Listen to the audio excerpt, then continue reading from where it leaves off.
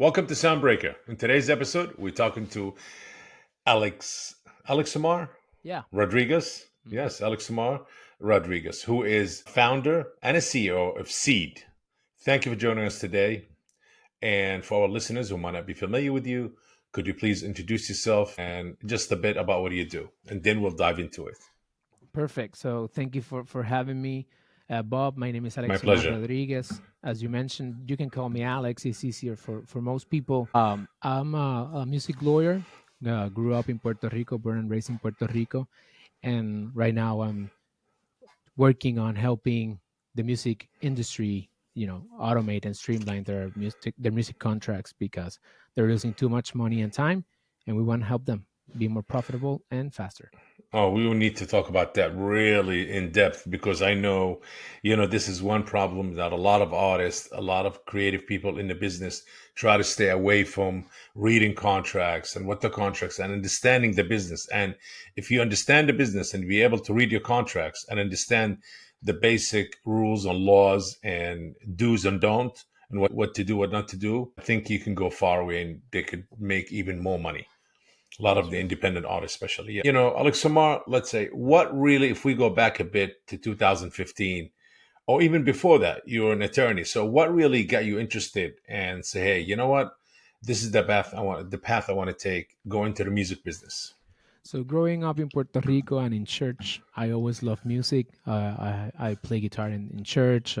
Was part of the worship and just everything about doing music in camps and everything. So it was a very uh, music focused background. And eventually, when I were to go to the university, I wanted to be an artist. But my dad told me, hey, you know, uh, you're gonna be a starving artist if you go that route. So At least at he was least, honest. yeah, at least he was honest. He was a lawyer as well. He is Uh-huh. a lawyer as well. So he told me, like, if you want to do music and you only know about church and that stuff, you're not gonna make money. So go and study. I went and study economics, and eventually I went to the law school in Puerto Rico, the Puerto Rico Law School. Hmm. um, and during that time, I had a scholarship, a full ride scholarship as a guitar player. My first job was as a guitar teacher for just teens, trying to stay close to music. But eventually I had to find a real job, quote unquote. And that's when I decided to, hey, I want to be a music lawyer.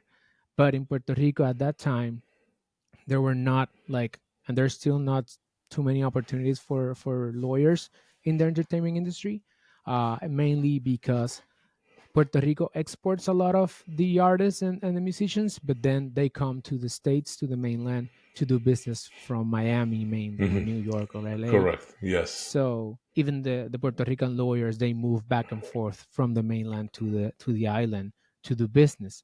So I just went through a pretty traditional route: federal clerkship, a law firm, commercial transaction, litigation. But then I decided to, you know what, I'm gonna do it, and I'm gonna just buy every book I can to do my own thing. And that's when my love for music just was a fire inside of me to just pursue Wow. this, even as if people thought I was crazy. Hey, very inspiring. I like that. So, Alexama, let me get this straight. You went for economics first. You studied economics, you graduated, you got a degree in economics. Yeah. Pretty impressive. And then you went and you to get a law degree or entertainment law degree Hmm. and specialize in entertainment. Yes. Wow. So you went to school for quite a while. I'll say 8 years, Yeah, 8 years. 9 years. Wow. Okay. Okay. 2 degrees. But economics and being an attorney, and especially entertainment attorney, specialize in that, those go hand in hand. You cannot be fooled by the numbers. You're a numbers man. Yeah, data driven. Yes, believe me. Everything is about economics. Everything is about numbers. So you've been in the business for a minute, and what major changes have you been noticing in the music industry since you started? And you can see the shift in the landscape already. Yeah. Yeah. So when I started, my father was right. In that time, it was 2015 when I was going to go to the university. And well, I was graduating from economics in 2015, and the music industry was just starting to recover from piracy and everything with Spotify coming in and everything. So in that sense, he was very on point.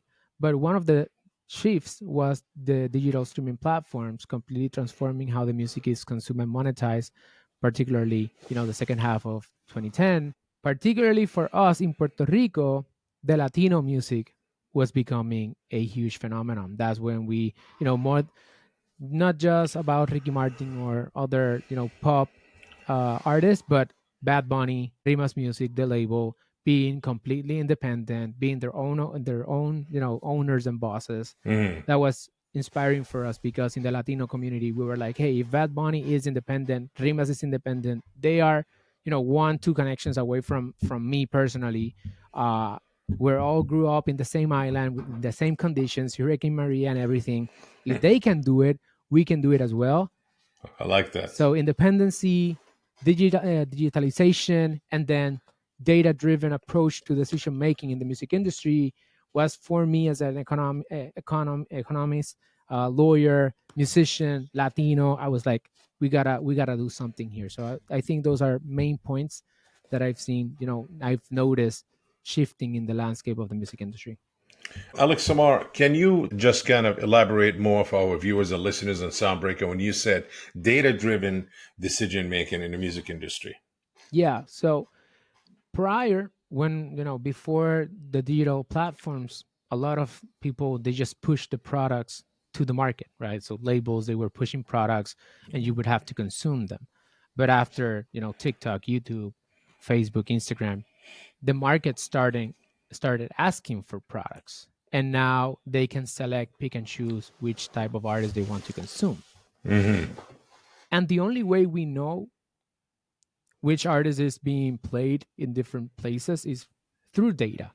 So now lots of A&Rs I've talked to, they're like, we're actually looking to data, to stats, to TikTok numbers, to followers, consumption, to make decisions on music. So now, for example, if on TikTok, you only have 4 seconds to grab attention, that is something that is you know native to digital consumption, but now that is influencing how we create hooks when we go to a songwriting camp, and now we have 4 seconds to make one hook for a TikTok worthy song or something like that. So now even like marketing data, royalties data, purchasing catalogs data is influencing what type of music we're creating and how is the dynamic doing during the process. Does that make sense? A lot of sense, actually. And it's amazing how some of these obviously advanced way of consuming music and being out there and being involved, which is technology, has a lot to do with it. Obviously, technology is the main driving power in the music business, whether we like it or not, like TikTok. And then Instagram Reels came after, then Shorts came after, and how they became these platforms, as you said, with data, but they became kind of the main influence on even major label to sign new artists, you know. And so what's the driving for artists being independent? What's the independency now trend for a lot of artists? I don't want to be signed. I mean, there's companies out there actually gives you advances based on your history that you have. It doesn't have to be a long history. They look at your following, they look at your what type of money you generated or some of your streams, and they'll give you an advance against it and they'll recoup it against your stream bill. So it's not even a major label. They don't own you, they don't control your contracts, none of that. So there is a lot of trend of independency, and also companies that popped up. A lot of entrepreneurs saw the trend and they say, hey, you know what? I'm going to help artists, give them advances, give them advances. So they're not signed to me, they're signed to themselves. Yeah. Yeah, I think it's sociological in a way because the new generation lacks or doesn't like being committed to something for a long term, and you can see that in marriage rates and classical institutions. So I think there's a social component here where we want to be independent and make our own decisions, whether that's better or worse, right? Then then you have on the other side the music industry. I see it more of like startup world, right? Where you have some VC worthy companies So they're going to give you, a $1 billion valuation, or potentially. So it's a bigger market. But then you have private offices, private equity, you have Yes. angel investors. So you have these different ways of accessing money, loans, and everything. And I think the music industry is doing the same thing, right? So there are artists that, because they're not a particular niche, they're able to be that potential $1 billion opportunity. And that's where major labels maybe are thinking more of, like, if I'm going to spend something on this, I'm coming in on a Series A or Series B type of Mm. financing, where this is already proven. Every other people or every other artist has to prove themselves that this is a bigger market, a big enough market for us, that they're doing this organically. So they're bootstrapping their way. And through that process, if you need capital, you have this other beat bread, or sound royalties, or even indie Yeah, Beatbread. I distributors. had him on the show. What's his name? Peter Sinclair Yeah. from Beatbread. Yeah, I had him on the show. That's what the example I gave actually. Hmm. And he used to work for a major label, and he told me the story how the whole thing started, how it clicked in his head, and it's like, hey, you know what? I'm going to start my own company to fund music artists, and they have their own evaluation method. I don't know if they have technology also, or just a method, and it's working. It's working absolutely. Alex Samar, let's so that will change. All of this happened. The independence and artists being independent, they don't want to sign to a major label. They do their own marketing. They have control of their own merchandise. They have control of their own touring and all of this. This will change the distribution method and the consumption also, because of the technology. As we see, it's moving faster and faster. Because as you know, to be distributed in all the platforms, you need to have accounts, and independent artists cannot have accounts. You go through a DIY distribution platform and you will pay a fee, or you can go to one of the free ones. Well, the best free platform right now is Music Dash, offers all free distribution, global distribution. Or you can go to some of the aggregators, or you sign to a label. But this is the only, I think, issue, still kind of not so independent in a way. Hmm. And would you say that, as we both know, that technology is advancing, and us, the way we're going to consume music is also advancing? So that will get influenced even more because of that, and it'll be pretty much basically independent distribution and independent monetization of new ways of monetizing music and consuming content. Yeah, I think that's the only, right now, the only path that there are tons of intermediaries, like Yeah. people in that way. But Hmm. I'm also seeing that, because there are so many people competing in that level, that there some companies are just going an extra step and saying, hey, we either you are completely 100% yourself, or we can help you with marketing and knowledge and financing and these other plus services. Yeah. um and they're actually working more like labels. So that's where the artist and label services agreement now, it's working It's for become some more of of a those service companies. per Exactly. album or per single or per period. Wow, amazing. How the business changed, huh? How the business really changed. What's your outlook on the first, I would say, in the next few years? What is some of the key pain points that you saw labels and publishers face with contract management? So I think in the next 10 years, consumption, as you mentioned, is going to change. A lot of this Correct. technology is going to change. But I think that the only thing that is not going to change Mhm. is that everything we do, it has to be based on a contract, right? So contracts and agreement is something that is going to be there, regardless of the content of the contract, right? And I've seen that, because most of the people running labels and publishing companies are Yeah. lawyers. uh, as a lawyer myself, I know that we are reactive in so many ways, right? So we're maybe adapting technology for some things, but we don't want to adapt, or we don't even know that we can adapt technology on the legal department. And that's where contract management comes in. I'm seeing people, spend too much time on manual processes. So this what happens is that you need, for every song, you need a split or a producer agreement or a sample agreement, interpolation, everything you need. Correct. And you're releasing between 80 and 120,000 songs per day, according to Luminate. So is there, like, is the industry really producing that amount of paperwork? Most of the time they don't. And we know this because they're being sued like every other week. There's a new infringement claim. So we have too much work for lawyers. Most of this is contracts. They're doing this manually, different tools for different aspects. And this is just going to get worse as we go ahead. And that's where we come in. Interesting.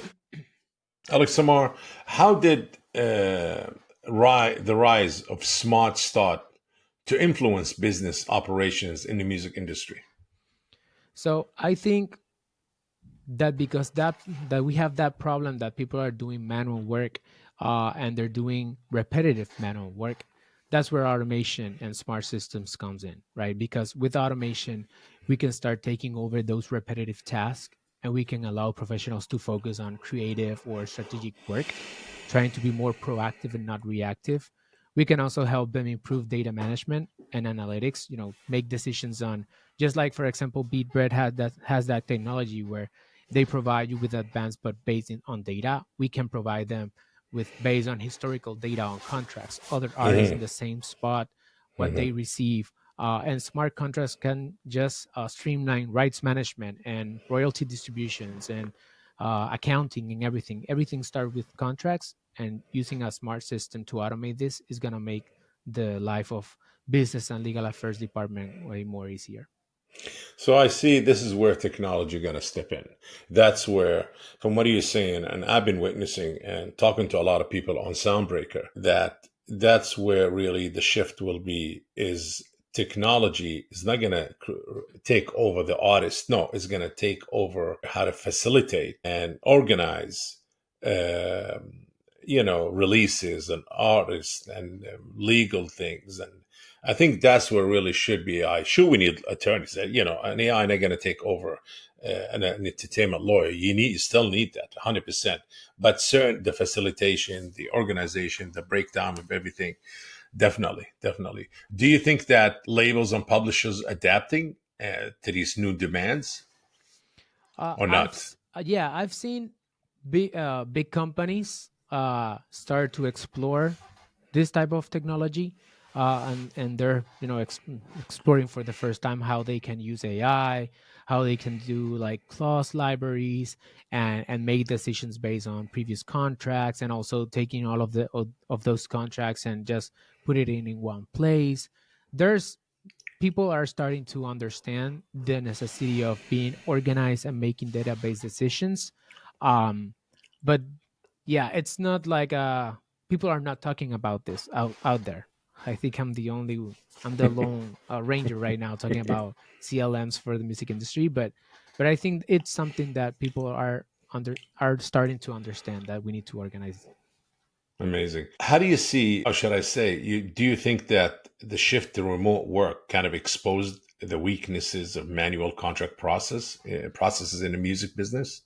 Yeah, because uh with the remote work and the pandemic and everything, the thing that happened was that everybody's in their own place, but we could come together through a Zoom call or something like that. But can we collaborative work on legal documents? Is there something that we can do about that? I've seen lawyers store the only copy of a contract in their local storage in their computer, and being afraid of not going to an event because they can't enter with their laptop and they have their laptop on them, and they missing out on certain activities or events in the music industry because they are not willing to put their laptops in their car because all of their work process or data or contracts are in the local storage. Hmm. And I can't believe that this is happening in 2024, and remote work exposed that, right? The weakness of manual disjointed local storage based work is unnecessary. Yes. You witnessed a lot of changes in the music industry since you, I would say, got involved in 2015. It's not a long time, but it's long enough. But because of the pace we go into, you're witnessing changes going way much faster now. How do your role, you would say, that evolved? Because as you started in one end and now you expanded a lot more. You didn't think that, but obviously you've seen something as the change is happening. You're like, wow, my role is going to have to expand to more and more. I see the changes going on. Yeah, And so you're adapting to a lot of new ways too. Sorry. Yeah, no. No, no, no. It I started as a lawyer, so I was on a one-on-one lawyer center practice. Like, I'm the lawyer. If you need a consult, come to me. I'm gonna Yeah. see your contracts and whatever. Then I came across this article by, I think, the is a legal tech founder about client center practice, and that's when I said, okay, lawyers, we need to reevaluate the way we are doing things. We need to be focused on the client and not ourselves. And I started educating clients through social media content. And we grew a platform of over 175,000 followers across social media: YouTube, Instagram, TikTok. So education became part of our process, and to educate people to do things themselves, because I can't help everybody, but through education we can level the playing field. And after doing educational content and community and everything, we went through Techstars music, and that's when we learned that, yeah, community and education are important for the broader music industry, but there are some problems that nobody is tackling, and that's when we learn about contract management and how technology and AI is not only going to be put in use to create, uh, licensed music, but also we need AI and technology for the business side of the industry, the back end side of the industry. And yeah, those are some of the roles I've seen, the changes I've seen, and how we are adapting from just one-on-one legal service to DIY contract templates to education to community and now to legal tech for the industry. As we all know, the music still have a lot of outdated practices and processes, and obviously it's affecting its profitabilities. In your opinion, which outdated practices or processes that you would like to see gone, and what should replace them? Yeah, I think I'm gonna stick to contracts because that's the part we're working on, and I think that, first of all, doing contracts in Word, it's something that is outdated. Using Microsoft Word as an example, as for cloud, for local Yeah, storage software, because if you start there and you create your own contracts and you want to have the contracts done that way, then you have to export them into PDF. yeah. That's also another practice that I think it's outdated. Exporting PDF documents and sending it to the other person to for them to make comments and redline and suggest changes, because you want to control that document, but in reality you're losing too much time on doing comments and trying to redline or emails. So that's another practice. Then getting to sign documents in wet signature, like in hand, that's Yeah. also outdated. And then Physical, no more yeah, physical. no more physical. And then you have storage. So not only local storage, but I've also seen tons of companies just drop every document on a Dropbox, and then having some contract administrator or assistant that to go through all of those PDFs that are locked, and you can just search through them to look for specific key points they want to track, and then put it on a spreadsheet, and then manually updating those spreadsheets. Even as I say it, is like I'm just tired of the entire process of back and forth and just outdated tools.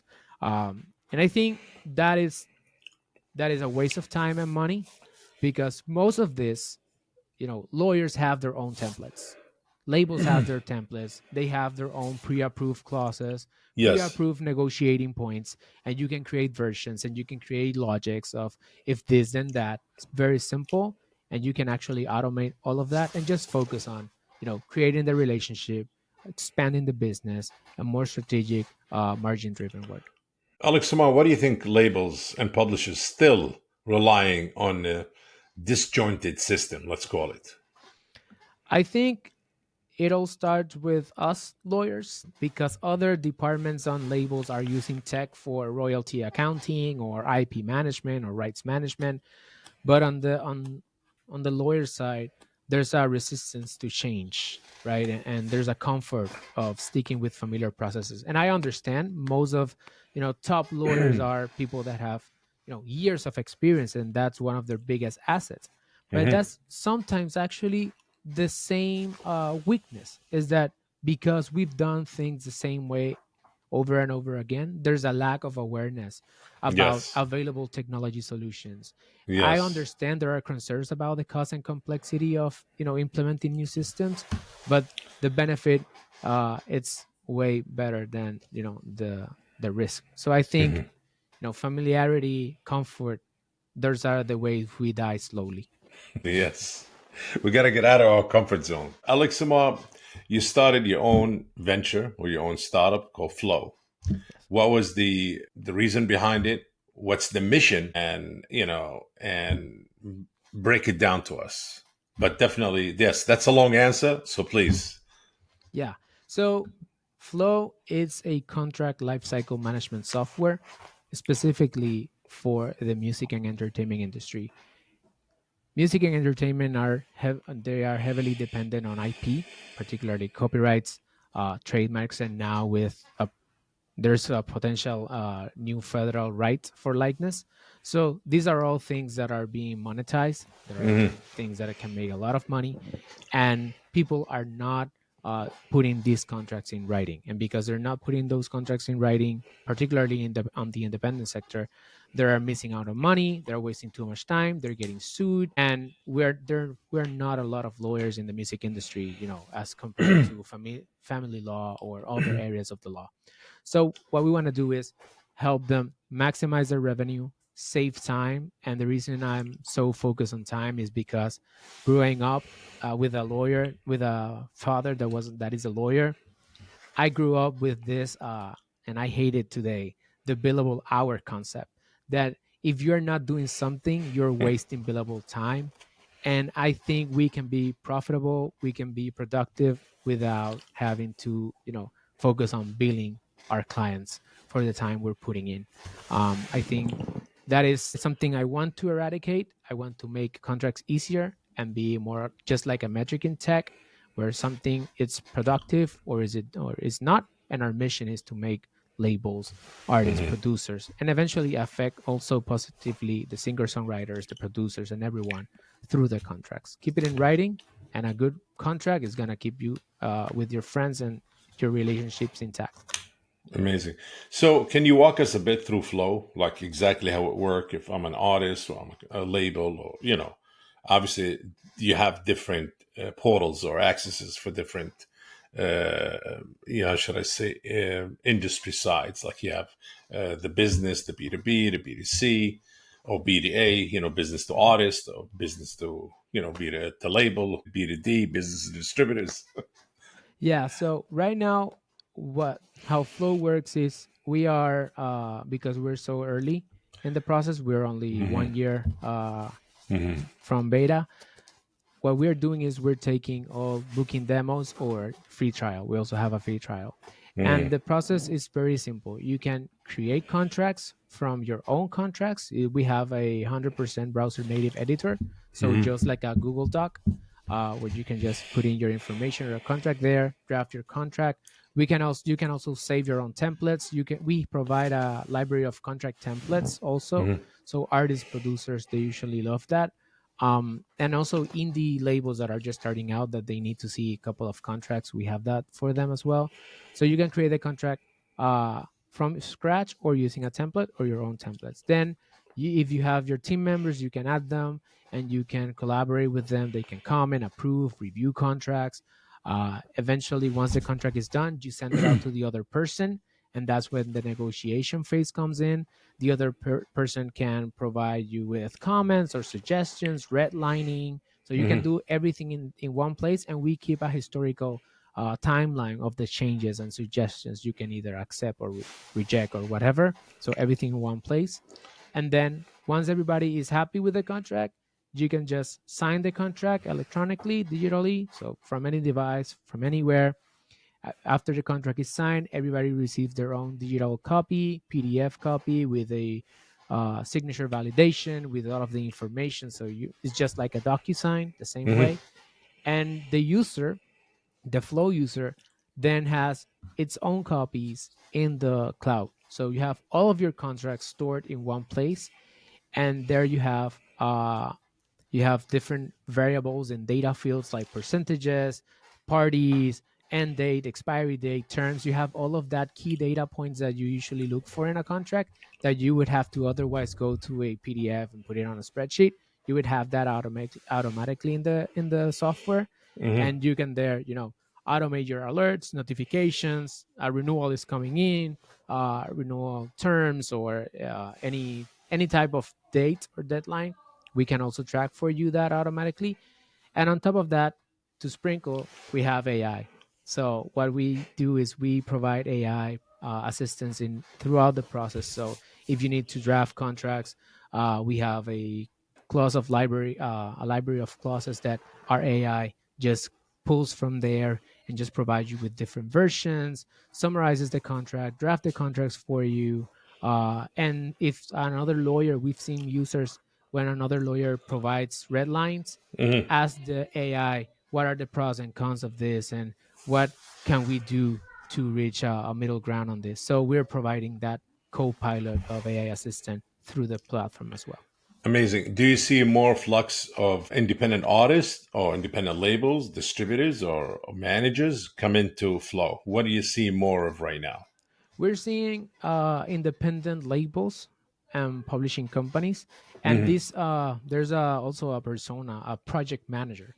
So is Project this manager. yeah Yes. So is this Amazing. person that's providing contract administration services to different companies or different artists and teams. They're Hmm. also using it. And the reason they're coming into the platform is because we have a community in Latin America of over 160,000 people, right? So Hmm. they know my brand, they know our community, they come in, they try the product, and they stay. But our focus from September on the next 90 days is to focus on those medium sized labels. We've been talking to them and learning their own situations, because although we're saving small labels, more than $5,000 in consultation and contract fees, or cutting Absolutely. Yes. their contract creation time by 50%. We know that the real value, the people who are going to see it even more, are the bigger music companies. Amazing. Looking back at your journey so far, what advice you would have for young entrepreneurs who wants to get into the business from your side? They say, hey, you know what? Alex Samar did it. He carved his own path, made his own mark. I want to follow, do the same. I think focus on a problem and obsess about the problem, not about the solution. That is something I've learned. Um, and the problem should be a problem that is very near and dear to you on different levels. So for example, for me, it's time. Billable time is my enemy. uh, and then that is why we're so focused on automation. Hmm. And relationships are very dear to me. That is why I'm focusing on contracts, because a good relationship, the entire life, and is so much Correct. valuable. So Correct. that is why I'm focusing on automating contracts. It's a personal reason, right? So to understand a problem, focus on that problem, embrace changes, and be open to innovation. I'm a non-technical founder, so surround yourself of the right people, people that supply your own needs and your own weaknesses, and solving real problems, building a strong network, and don't be afraid to take risk. Choose your heart. It's hard Yes. to be fat. It's hard to do exercise. You decide which one you want. I like that. Before we wrap it up, anything that you would like to mention that's coming up that you're working on, whether it's on Flow or something else? So for our listeners and viewers on Soundbreaker, and I'm sure your followers will say, hey, yes, Alex Samar coming out with a new function or a new project or something else he's being involved with. Yeah. So in Flow, if you are doing, more than 10 contracts per month, Hmm. and you want to automate your repetitive contracts like Hmm. splits, for example, Hmm. you should try Flow. We're automating this, putting all of the information in one place with a couple of clicks. So it's instead of spending minutes, you can spend seconds. So even if you are making 2.5 million to 20 million or to $100 million as a music company, this is something that's going to help you cut administration time from contracts by over 50%. And if you're independent and you're starting out and you don't know which contract you need, and you need to see different contracts, and you don't have the $3,000 $5,000 to spend on a legal counsel or attorney, at least in the beginning, do things right. and this is a tool that can help you to get to the lawyer level, and then you can invest in your own lawyer, because this doesn't supply or substitutes lawyers. I want to make that very, very clear. This is a tool for lawyers and their teams to facilitate contracts, not to Amazing. substitute them. Yeah. You heard it first here on Soundbreaker. Well, Alexiomar Rodriguez, it's absolutely been insightful and very interesting. And diving into the future with you and what's happening in the near future is amazing. And how the music business really changing a lot. We learned a lot from it. And I'm sure our viewers and listeners would appreciate that. Thank you very much. And thank you for joining us today. This concludes today's episode of Soundbreaker. Please make sure to follow us on socials, and stay tuned for a new episode. Thank you and have a good day. If you enjoyed today's episode, make sure to share the Soundbreaker podcast. And if you are joining us on YouTube, please like this video and subscribe to the channel. Until next time.